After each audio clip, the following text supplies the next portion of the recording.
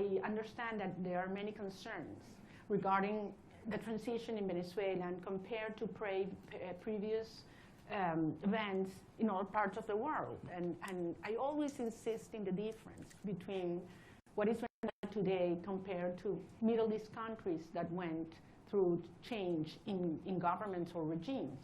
We're talking about a society that is perhaps the most cohesive in the region. I would dare to say even in the world. I ask you to think any other society in which 90% of the population wants the same. Not only that they reject the actual regime, but we want the same. There are not religious tensions within the Venezuelan society, or racial, or regional, or political, or social. I mean, there was one longing that brought Venezuelans together, and that was, we want our children back home.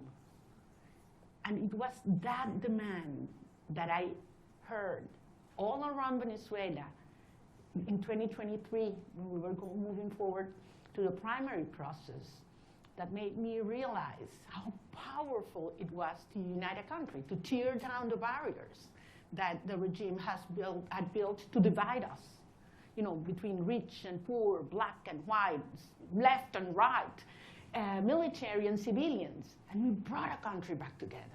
That's why I always said, you know what, Maduro's gonna go. We're gonna get rid of him one day or the other. What's important is the country that's coming afterwards.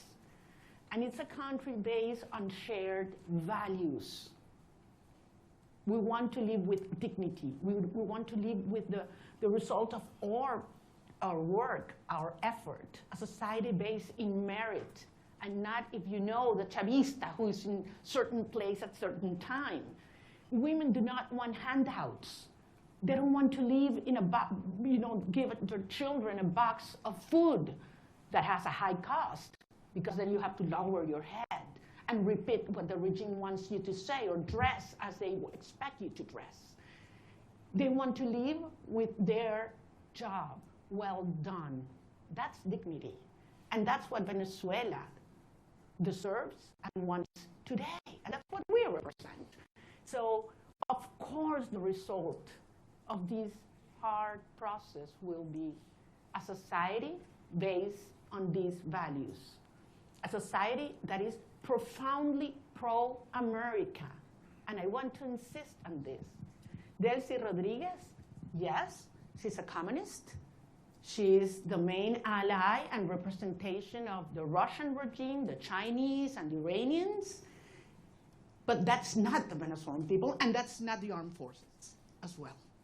So I am profoundly, profoundly confident that we will have an orderly transition. This is a complex phase we are right now. Some of the dirty work is being done by them.